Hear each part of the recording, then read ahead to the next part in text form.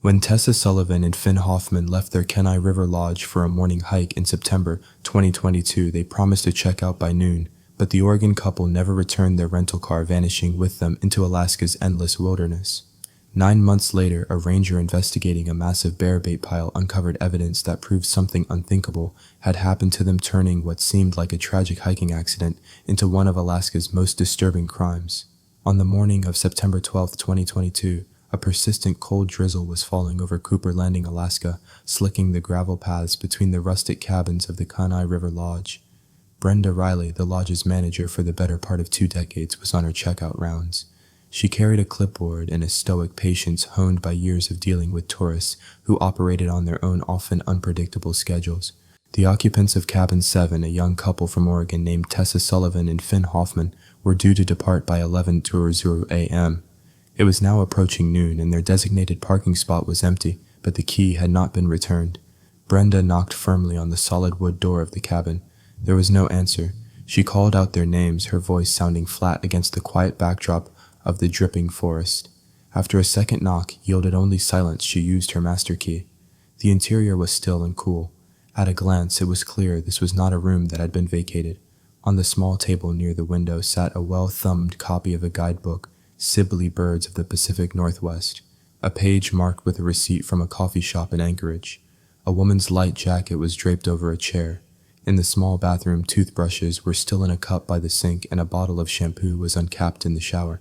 2 large suitcases, one blue and one black, stood against the far wall, both appearing to be fully packed, as if for a departure that never began. The only things missing were the people themselves and their rental car. Brenda felt a familiar knot of unease. It wasn't uncommon for guests to lose track of time on a final morning hike, but leaving all their luggage behind was deeply irregular. She decided to give them a few more hours. By late afternoon, with no sign of the couple, she tried calling the cell phone number on their reservation form. It went straight to voicemail. The next 24 hours passed in a state of growing anxiety for Brenda. She checked the cabin periodically, the scene within remaining unchanged, a static tableau of interrupted life. Finally, on the afternoon of September 13th, she made the call she had been dreading. She contacted the Cell.net dispatch for the Alaska State Troopers. She explained the situation calmly and methodically. The guests, Tessa Sullivan, 27, and Finn Hoffman, 28, had been gone for over a day. Their checkout missed their belongings, left behind their rental vehicle absent. The information was passed to Sergeant Miles Corian, a veteran trooper whose entire career had been spent navigating the unique challenges of law enforcement in the vastness of the Kenai Peninsula. He understood that in this wilderness, the line between a simple misadventure and a life-threatening emergency was perilously thin. His first action was to have a trooper contact the families. The call reached Finn's older brother in Portland, Oregon. The family's confusion quickly curdled into fear. They confirmed the couple was on a week-long vacation, their first trip to Alaska. The last communication anyone had received was a text message from Finn, sent 3 days prior on the morning of September 9th. It was brief and cheerful, stating they were excited to be heading out for a day hike on a place called the Slaughter Gulch Trail. With this new information, the focus of the initial investigation sharpened. Sergeant Corian confirmed the details of the couple's rental car, a gray Ford Escape with an Alaska license plate. He dispatched a trooper to the Slaughter Gulch Trail, had a remote access point several miles from the lodge. The report came back within the hour, confirming Oregon's primary concern. The trailhead parking lot, a small gravel clearing carved out of the dense spruce and birch forest, held 4 vehicles. None of them was the gray Ford Escape. The absence of the car was a critical confounding fact. The most common scenario for missing hikers involved a vehicle left at a trailhead. This suggested something different. Had they even made it to the trail? Had they run into trouble elsewhere? An initial limited search was launched. A state helicopter already in the air on another matter was diverted to make a low pass over the Slaughter Gulch area, its crew scanning the dense canopy for any sign of color or movement. On the ground, 2 troopers walked the first 2 miles of the muddy trail, their eyes scanning the thick underbrush on either side. They found nothing. No discarded water bottle, no footprints of note, no sign that the couple had ever set foot there. By the evening of September 13th, with no leads and a missing vehicle, the Alaska State Troopers issued an official public bulletin. Tessa Sullivan and Finn Hoffman were declared missing. Their smiling faces from a family provided photo now part of a formal request for information. An image released into the void in the hope that someone somewhere had seen something. The initial 48 hours bled into a week, and the disappearance of Tessa Sullivan and Finn Hoffman transitioned from a localized concern into a full-scale multi-agency operation. Sergeant Miles Corrin established a command post in a borrowed community hall in Cooper Landing. Its walls soon papered with topographical maps crisscrossed with grids and potential search zones. The effort swelled with resources. Teams from the Alaska State Troopers, volunteer search and rescue units from Anchorage and the peninsula, and canine handlers with dogs trained for wilderness tracking. The Gray Fort escape became the ghost at the center of the operation. Its absence was a tactical void that no amount of manpower could fill. Every search theory slammed into the same logical wall. If they were lost in the woods, where was their car? Investigators began the painstaking process of building a profile of the missing couple, hoping their habits or history might illuminate their last movements. Phone calls to friends and family in Oregon painted a consistent picture. Tessa, a graphic designer, was described as meticulous and joyful, the planner of the duo. Finn, a software engineer, was more spontaneous and adventurous, always pushing for the road less traveled. They were both physically fit and had considerable hiking experience in the Cascade Mountains of the Pacific Northwest. They understood gear pacing and the importance of being prepared, but Alaska, their family stressed, was a different beast. They were rookies in a professional league of wilderness. They had read books and watched documentaries, but they possessed no practical experience with the scale of the predators or the unforgiving nature of the Alaskan backcountry. It was Tessa's sister who provided the photograph that would soon become ubiquitous. She emailed the troopers a candid shot of Tessa and Finn taken on a hike a year earlier. In it, they are vibrant and alive, beaming at the camera, Finn's arm wrapped protectively around Tessa. The image was perfect for media distribution. It was clear, happy, and deeply human. It put a face to the names, transforming them from a statistic into a couple anyone could know, a son and daughter, a brother and sister.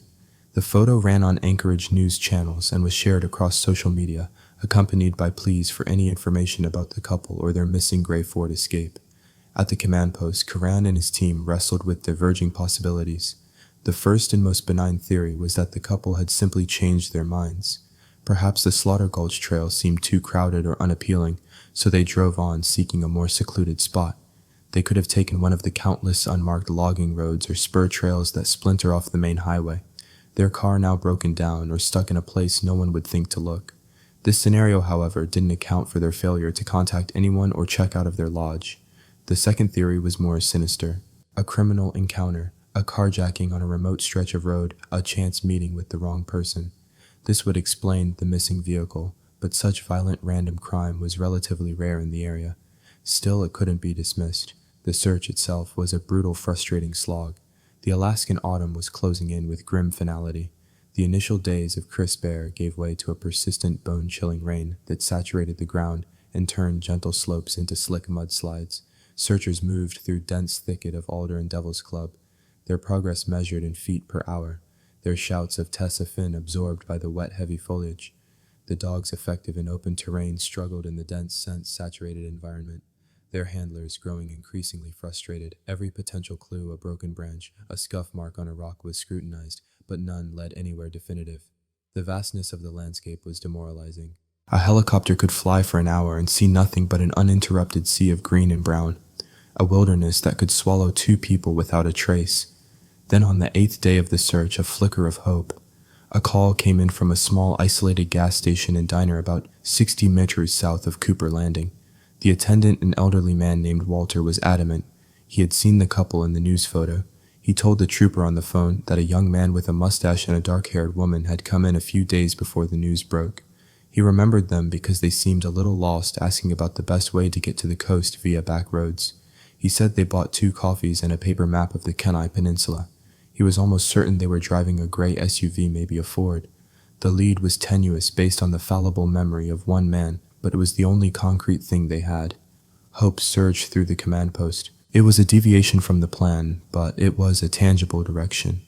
Corrian made the difficult decision to divert a team. 2 troopers were dispatched on the 90-minute drive south. They arrived to find Walter eager to help, but his timeline was fuzzy. The gas station security system was an old budget model. The troopers, along with a frustrated Walter, spent an hour trying to review the footage from the supposed day of the sighting. They finally accessed the files only to be met with a screen of corrupted data. A digital glitch had rendered the entire day's recordings a useless mosaic of static and frozen frames. The lead, which had burned so brightly for a few hours, was extinguished. It had cost them time, manpower, and a significant amount of morale. As September bled into October, the reality of the situation began to set in. The search teams grew smaller as volunteers had to return to their jobs and lives. The media attention waned. The daily briefings at the command post became shorter.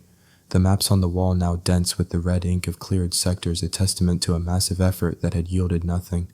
The rain began to mix with sleet, and the peaks of the surrounding mountains, once merely dusted with white, were now fully cloaked in snow. The snow line crept lower down the slopes each day, a visible clock ticking down on any chance of finding the couple alive. In mid-October, with temperatures consistently below freezing and a foot of snow blanketing the high country, Sergeant Corian made the official announcement. The active search for Tessa Sullivan and Finn Hoffman was being suspended. He used carefully chosen words like indefinitely and pending new information, but everyone understood the meaning. Winter had won. The searchers packed their gear. The maps were taken down from the walls and the command post was closed. The case was formally moved to the status of an open but inactive investigation, a cold case.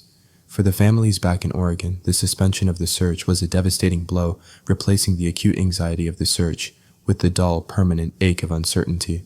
Winter settled over the Kenai Peninsula, a vast, silent blanket of white locking away the secret of what had happened to Tessa and Finn for the long, dark months to come. 9 months passed.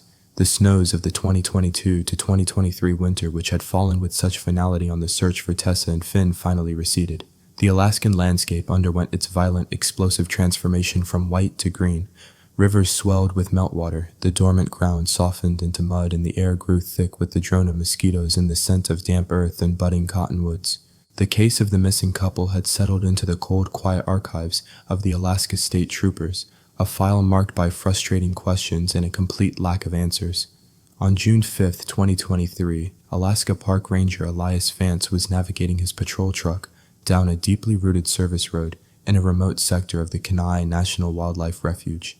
Vance, a man in his late 40s with a face weathered by years of sun and wind, operated with a quiet, observant efficiency. His job was a mix of conservation enforcement and public safety, and he knew the sprawling territory intimately. His task for the day was routine but necessary, a preliminary check on several registered bear baiting stations before the main black bear season opened. Baiting, while legal with a permit, was strictly regulated, and Vance's patrol was meant to ensure stations were properly marked and not being used prematurely. He parked his truck where the road became impassable and continued on foot, following a faint game trail that wound deeper into the dense spruce forest.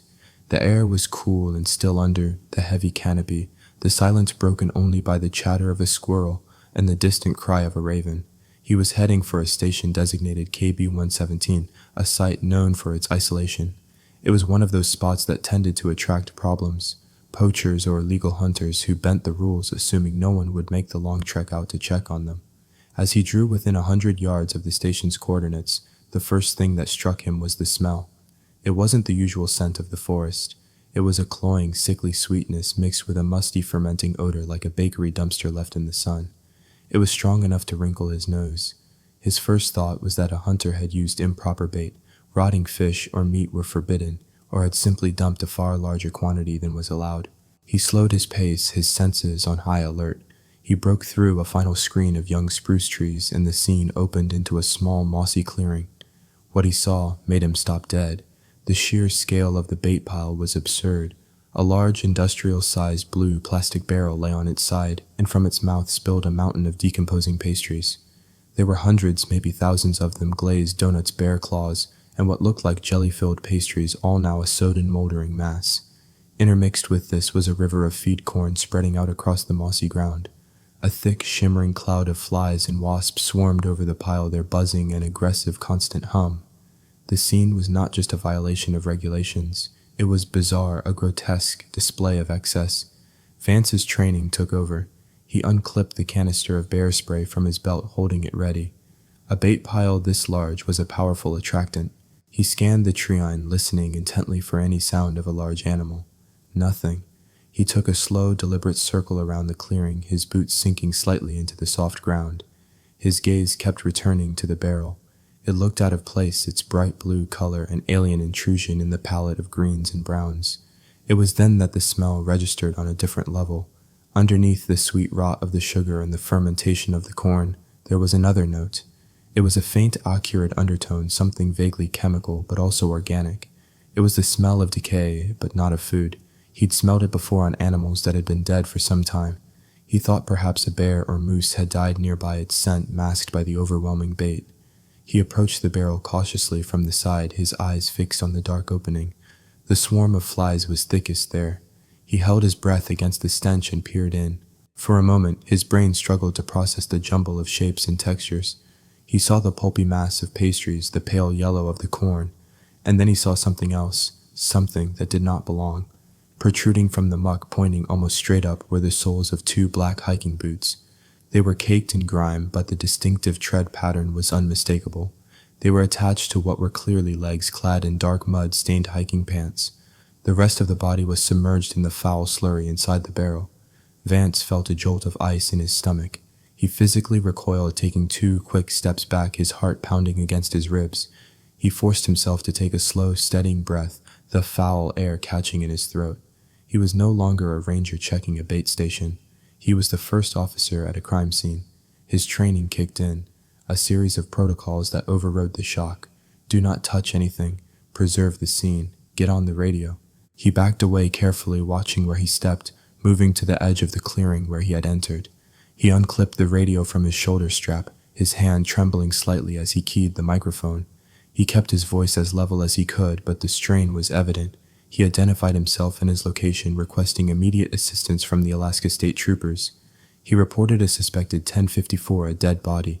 He specified the circumstances describing the bait station and the concealment, his words clipped and precise. The dispatcher's voice came back calm and professional, confirming the message and informing him that units were en route. The nearest trooper was 40 minutes away. Vance's wait was the longest 40 minutes of his life. He stood at the edge of the clearing, a silent sentinel, his gaze fixed on the blue barrel.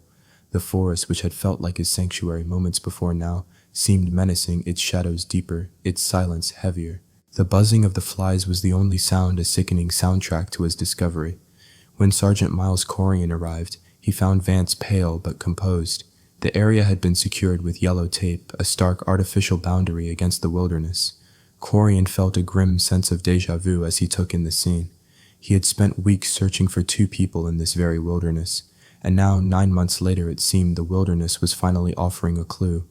The recovery was a slow, grim, and meticulous process. A team from the state crime lab was flown in by helicopter. They photographed and documented every aspect of the scene: the position of the barrel, the distribution of the bait, the insect activity. Finally, 2 investigators carefully removed the body from the barrel. It was a male fully clothed in hiking gear that had been ravaged by moisture and decay. The body was respectfully placed in a bag for transport to the state medical examiner's office in Anchorage. 2 days later, Sergeant Corian sat at his desk staring at the preliminary report. Dental records had confirmed the identity. The body found in the blue barrel was Finn Hoffman, but as Corian read on the case, he thought he was finally beginning to understand was shattered and reformed into something far more monstrous. The medical examiner was unequivocal on 2 points. First, the cause of death was not an animal attack, nor was it an accident. Finn Hoffman had died from massive blunt force trauma to the back of his head. He had been murdered. Second, and most disturbingly, was the time of death versus the state of decomposition. The body showed signs of having been exposed to the elements for only a short period, perhaps 1 to 2 weeks at most. For the other 8 and 1 months of the 9 months he had been missing, Finn Hoffman's body had been preserved somewhere cold frozen. The implications were staggering. Finn and Tessa hadn't just gotten lost. They had met with a killer who had murdered Finn, then stored his body all winter like a piece of meat in a deep freeze before deciding to dump it in the most bizarre and remote of locations. The entire foundation of the investigation crumbled. This was not a story of a tragic accident in the wilderness. This was a calculated homicide. And as this horrifying new reality settled in, one question eclipsed all others. If the killer had kept Finn's body on ice all winter, where was Tessa Sullivan? The confirmation that the body in the barrel was a murdered Finn Hoffman and that he had been recently deposited there sent a shockwave through the investigation. Sergeant Miles Corian's office, which had been a quiet repository for a cold case file, roared back to life. The maps went back up on the walls, but the grids were different now. The search was no longer for lost hikers. It was for a second victim and a killer. The discovery had answered the question of what happened to Finn, but it had spawned a host of more terrifying questions. Where was his body kept for 9 months? Why move it now? And above all, what had become of Tessa? The new reality forced investigators to confront two horrifying possibilities regarding Tessa Sullivan. The first was that she had met the same fate as Finn, and her body was still hidden, perhaps in the same cold storage location where Finn's had been kept or disposed of in an entirely different manner. The second possibility was in some ways even more chilling, that she had somehow been involved. In the cold calculus of homicide investigation, the partner is always considered. Could a dispute between the couple have turned deadly, leading Tessa to kill Finn and flee? This theory seemed wildly inconsistent with everything they knew about her and the couple's relationship, but in the absence of evidence, no theory could be discarded. The public, once united in sympathy for the lost couple, now engaged in hushed, morbid speculation. The immediate focus of the investigation narrowed to the crime scene itself, the blue barrel and the mountain of bait. Every element was a potential clue. The bait station KB-117 was officially registered to a man named Silas Croft, a 58-year-old hunting outfitter who ran a small, struggling guide service from his home on the outskirts of Sidatna. Croft was a known quantity to local law enforcement, a cantankerous and solitary figure who had had minor run-ins over hunting regulations in the past. He was precisely the kind of person who might have the skills and the temperament to navigate the backcountry with ease and avoid detection. 2 troopers brought Silas Croft in for questioning. He arrived at the Seldatna post looking annoyed and inconvenienced, his weathered face set in a permanent scowl. He sat across from Corrigan, his arms crossed defensively over his chest. His story was simple and delivered with gruff impatience. He confirmed he held the permit for KB-117, but he claimed he hadn't used it or even visited it since the previous autumn. He stated it was common knowledge among local hunters that once a station was established, others would often use it without permission, illegally dumping their own bait to capitalize on the established animal traffic. He called it piggybacking and said he'd given up trying to police it years ago. When Corrigan pressed him for an alibi for the estimated time of the body dumping, a 2-week window in late May, Croft's answers became vague. He lived alone. He spent his days working on equipment, scouting locations, or simply minding his own business. He couldn't produce receipts, witnesses, or any concrete proof of his whereabouts for any specific day in that period. His alibi was weak, but it was also the kind of non-alibi common for people who lived isolated lives. He was cooperative to a point, but his simmering resentment was palpable. He consented to a search of his property and his truck. The search turned up nothing. No unusual cleaning products, no traces of blood, no connection to the missing couple. Without more evidence, Silas Croft remained a person of interest, a frustratingly plausible but unprovable lead. With the human element temporarily stalled, the forensic team turned its attention to the physical evidence. The blue barrel was scrutinized. It was a standard 55-gallon industrial drum. Its surface weathered and scratched. Under high-intensity light, a forensic technician located a faded, partially scraped-off inventory stamp near the base. The stamp was from Casteloff Seafoods, a fish processing plant that had gone bankrupt and shut its doors over a decade earlier. It was a sliver of a lead, a connection to the past that might have no relevance, but it was logged and filed. The bait itself underwent an almost microscopic examination. Most of it was generic feed corn, impossible to trace, but the pastries were another matter. While most were common mass-produced donuts, one type stood out, a raspberry-filled, sugar-dusted square pastry. The crime lab determined it was manufactured by a specific commercial bakery in Anchorage. This was a significant breakthrough. Corrigan assigned 2 of his best investigators to the painstaking task of tracing the pastry's distribution network. The work was a grind. The investigators started at the bakery, obtaining a master list of every distributor that carried their products. From there, they began cross-referencing that list with businesses on the Kenai Peninsula. They spent days on the phone and driving to grocery stores, gas stations, and convenience marts from Kenai to Homer. They were looking for a specific intersection, a retailer who sold that particular brand of raspberry-filled donut, and who might have sold a massive quantity, or had a massive quantity, stolen in the weeks leading up to the discovery. It was a search for a needle in a regional haystack. Most stores managers were helpful, but had no memory of such a specific large transaction.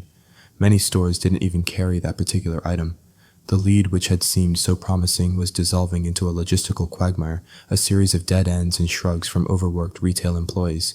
The investigation was awash in bizarre details. A defunct fish plant, a specific type of donut, but none of it was coalescing into a coherent picture of the killer. The only thing they knew for sure was that Finn Hoffman had been murdered, and Tessa Sullivan was still missing. While the forensic investigation into the bait and barrel crawled forward, the Alaskan summer reached its peak. The long days with nearly 20 hours of sunlight meant the wilderness was more accessible than it had been at any point since Tessa and Finn disappeared. This accessibility combined with the renewed media attention on the case led to an increase in public vigilance. People who had dismissed old memories were now re-examining them. It was this heightened awareness that would ultimately break the case open not from a laboratory, but from the cold, clear water of a remote lake. On July 10, 2023, two brothers, avid fishermen from Anchorage, were spending a long weekend exploring the backcountry of the Kenai Peninsula. They had chosen to fish to Stumina Lake, a massive body of water fed by a glacier, known for its trophy-sized lake trout in its notoriously unpredictable wind-hipped conditions. To avoid the more popular boat launches, they had driven their truck down a series of rough, poorly maintained logging roads to access a secluded cove on the lake's southern shore, a spot they had found on a satellite map. As they prepared their small aluminum boat near the water's edge, one of the brothers, casting his gaze out over the placid water, noticed something odd. About 30 yards from shore, in a patch of water that was perhaps 15 to 50 deep, he saw a glint of metal. The lake was exceptionally clear that day, the low angle of the morning sun penetrating deep into the water. He pointed it out to his brother. At first they thought it was just a large piece of scrap, perhaps an old engine block or part of a wrecked snowmobile from the winter, but as they stared, the shape began to resolve itself. It was smooth, boxy, and unnaturally uniform. It looked like the roof of a vehicle. A cold dread settled over them. They knew about the missing couple from the news. They knew a gray SUV had been missing for almost a year. With trembling hands, one of the brothers used his phone to call 911. His voice strained as he tried to explain their location, a place with no formal address, just a series of turns off an unmarked road. The call was routed to the state trooper post in Satna. Sergeant Corian felt a surge of adrenaline as the details came in. The location was miles from any paved road, a place no one would ever go by accident. It was more than 50 miles by road from the Slaughter Gulch Trail, where the couple had supposedly been heading, and a difficult 30-mile cross-country trek from the bait station where Finn's body was found. The locations formed a strange, illogical triangle on the map. Getting a recovery team to the site was a logistical challenge. A specialized dive team from Anchorage was mobilized. They arrived late that afternoon, the remote cove now cordoned off and buzzing with the quiet efficiency of a major crime scene. The two divers slipped into the frigid glacier-fed water. The visibility was excellent. Their helmet-mounted cameras relayed a clear, ghostly image back to a monitor on the shore. It was a vehicle, a mid-sized SUV resting upright on the lakebed, as if it had been gently placed there. As one of the divers wiped a year's worth of algae and silt from the rear license plate, the numbers came into view, confirming what everyone suspected. It was the gray Ford Escape rented by Finn Hoffman and Tessa Sullivan. The recovery was a slow, delicate operation that stretched into the next day.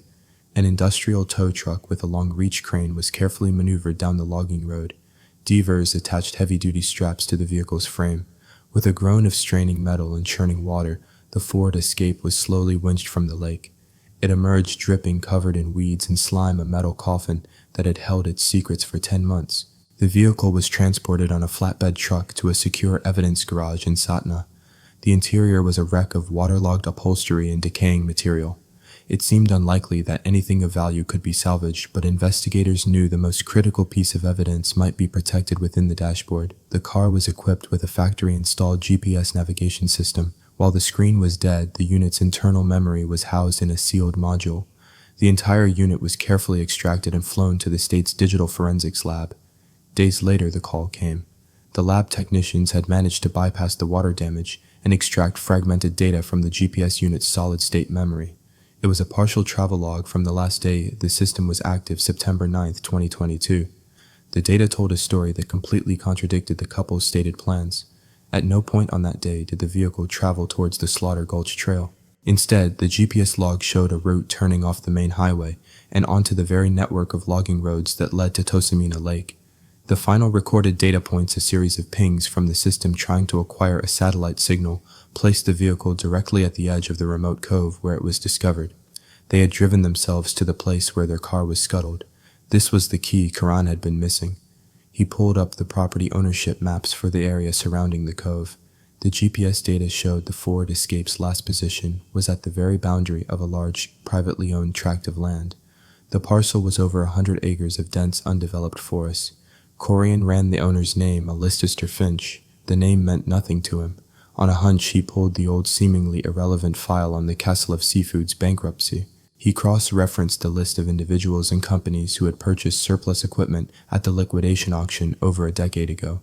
His finger ran down the list of buyers, and there it was. Alaskan Finch had purchased 3 pallets of miscellaneous equipment a lot that included, according to the auction, manifest assorted plastic drums should barrels. The 2 disparate threads, the barrel from the woods and the car from the lake, had just been tied together, pointing to one man and one piece of land. The name Alaskan Finch was an unknown quantity, a ghost in the system. Sergeant Corian began to dig, pulling together the disparate threads of public records to build a picture of the man who owned the land where all the evidence now pointed. Finch was 68 years old. He had no criminal record in Alaska, nor any significant history in the lower 48. He had purchased the 120-acre parcel of land near Tsuma Lake 20 years prior, paying cash. Property tax records were his only consistent footprint. He had no active hunting or fishing licenses. He seemed to live completely off the grid, a modern-day hermit.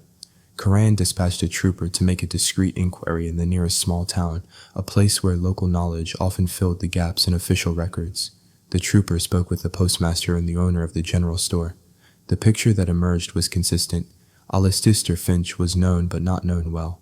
He came into town once every few weeks for supplies, always paying in cash, his interactions brief and devoid of pleasantries. He was described as quiet, gaunt, and perpetually wary, a man who looked at the world through suspicious eyes.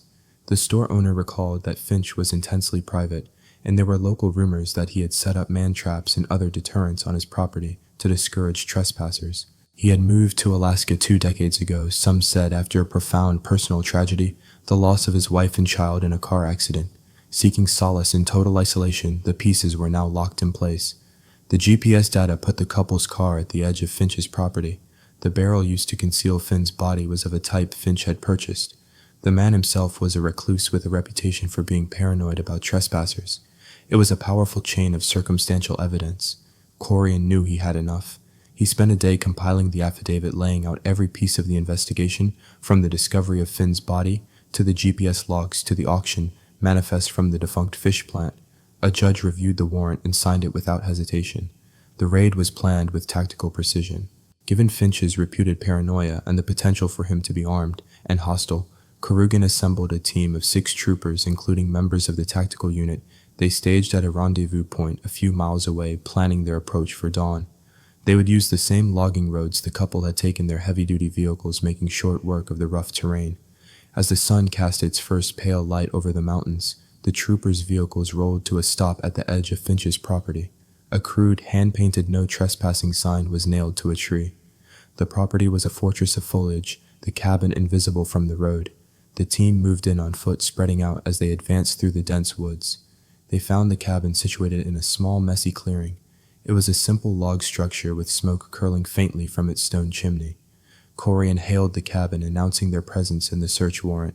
There was no response. After a second louder call went unanswered, the tactical team breached the door. They found Alaskan Finch sitting in a wooden chair at a small table, a cup of coffee in his hands. He showed no surprise, no fear, no anger. He looked up at the armed troopers flooding into his home with a look of weary resignation, as if he had been expecting them for months. The search of the property began. While Finch sat silently under guard, the troopers methodically worked their way through the small, cluttered cabin and the outbuildings. In a rickety shed behind the main cabin, they found a large commercial-grade chest freezer. It was running its motor, humming loudly in the quiet morning. A trooper opened the heavy lid. It was empty, but it had been recently and inexpertly cleaned. A forensic technician later sprayed the interior with luminol, and the freezer lit up with the unmistakable blue-green glow of chemical residue, indicating the presence of a significant amount of blood. The most damning discovery came from a small padlock storage locker built into the side of the main cabin. After cutting the lock, a trooper swung the door open. The locker was dark and smelled of mildew. In the corner, behind a stack of old tarps, was a small, faded turquoise backpack. It was caked with dirt, but instantly recognizable from the family's description. Corian carefully opened the main pouch. Inside, among a few trail bars and a bottle of insect repellent, was a small wallet. He opened it and found the driver's license. The face staring back at him was Tessa Sullivan's. With the discovery of the backpack, the silent standoff with Finch ended. Corrigan confronted him, placing the turquoise pack on the table in front of him. For the first time, a flicker of emotion crossed Finch's face, a deep, shuddering sigh of defeat. The dam of his long-held silence broke. He began to speak, his voice a dry, emotionless monotone, as if recounting a story that had happened to someone else. He told them what happened on September 9th of the previous year. He had heard a vehicle near the edge of his property and went to investigate, carrying his rifle as he always did. He found the gray Ford escape, its wheels sunk deep in a muddy patch of the road. A young couple, Finn and Tessa, were trying to dig it out. They looked relieved to see him and asked if they could use a phone or if he could help pull them out. Finch, his mind steeped in paranoia and a fierce territoriality, saw them not as people in need, but as intruders, a threat to his isolated world. He refused to help and ordered them off his land. An argument started. According to Finch, Finn became angry and frustrated, yelling at him for his lack of compassion. Finch claimed Finn took a step towards him, lunging. In that moment of perceived threat, Finch reacted instinctively. He didn't fire the rifle. He swung it like a club, striking Finn squarely in the back of the head. Finn collapsed to the ground, instantly still. Finch described the aftermath with the same chilling detachment. He knew he had killed him. He turned his rifle on the screaming, hysterical Tessa and forced her back to his cabin. He locked her inside. He then went back for Finn's body, loaded it onto a tarp, and dragged it to the large freezer in his shed. He put the body inside, locked it, and then drove the couple's forward escape to the deep cove on the lake and let it roll into the water, watching it sink beneath the surface. He held Tessa captive in his cabin through the entire fall and the long, dark winter. He never explained his motive beyond a vague sense that he couldn't let her go, that she was now a part of the terrible secret he had to keep. Then in late May, as the world outside began to thaw, she saw her chance. While Finch was outside chopping wood, she managed to force a window open and flee, disappearing into the vast, unforgiving wilderness that surrounded the property. Finch admitted he searched for her for a day, but then gave up. He knew that with the thaw, he couldn't keep Finn's body in the freezer indefinitely. He panicked. He loaded the frozen body into his truck, drove it to the remote bait station, and dumped it in the barrel, surrounding it with bait in a desperate, foolish hope that bears would find it and destroy the evidence of his crime. He told the investigators he had no idea what happened to Tessa after she ran. He just knew she was gone. Alistair Finch's confession shifted the focus of the investigation one last tragic time. He was arrested and transported to Anchorage, his isolated world now reduced to a sterile interrogation room and a holding cell. Back at his property, a new search commenced, but this one was different. It was no longer a broad speculative hunt across the Kenai Peninsula. It was a grim targeted search for the remains of Tessa Sullivan. Based on Finch's account of the direction she fled, Sergeant Corian established a 5-minute radius around the cabin, a vast and punishing expanse of dense forest, swampy muskeg, and steep rocky terrain. For weeks, search teams, guided by trackers and accompanied by cadaver dogs, meticulously combed the area. It was grueling work, pushing through the same unforgiving wilderness that Tessa, terrified and alone, had tried to navigate. They were searching for any sign, a scrap of clothing, a personal effect, or the smallest trace of human remains. The hope of finding her alive had long since vanished. This was purely a recovery operation, an effort to bring her home and provide a final heartbreaking answer for her family. In early August, nearly a year after she disappeared, a search team working a steep, thickly wooded ravine about 4 miles northeast of Finch's cabin found it. One of the dogs gave a strong alert near a large fallen spruce tree. Tucked underneath the massive roots, the searchers found a crude makeshift shelter constructed of broken branches and packed moss. And inside, they found what was left of Tessa Sullivan. The skeletal remains were identified through dental records. An examination by the medical examiner and a forensic anthropologist told the final chapter of her story. Evidence at the scene, including the shelter and remnants of edible berries, suggested she had survived for several days, perhaps even a week after her escape.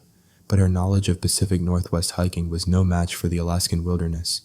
Weakened by months of captivity and without proper gear or food, she had ultimately succumbed to hypothermia and starvation. The discovery of Tessa's remains closed the final loop in the investigation.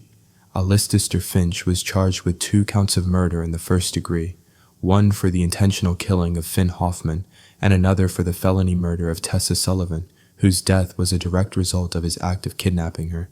He was also charged with kidnapping and tampering with evidence. Faced with an insurmountable mountain of physical evidence and his own detailed confession, Finch offered no defense. He pleaded guilty to all charges. In the courtroom, he was a hollowed-out figure, a man who had retreated from the world so completely that he destroyed the lives of two people who accidentally stumbled into it. He was sentenced to life in prison without the possibility of parole, condemned to spend the rest of his days in a different kind of isolation, one of concrete and steel rather than trees and silence. The case of Finn Hoffman and Tessa Sullivan was officially closed, but the resolution brought no real peace. For their families, the final horrific details of their loved ones' last months and days were a new and profound trauma layered upon the grief of their loss. The story was no longer about a tragic accident, but about a monstrous act of random violence born from one man's paranoia and isolation. The smiling, vibrant couple in the photograph who had traveled to Alaska seeking adventure and beauty had found instead the darkest corner of the human psyche.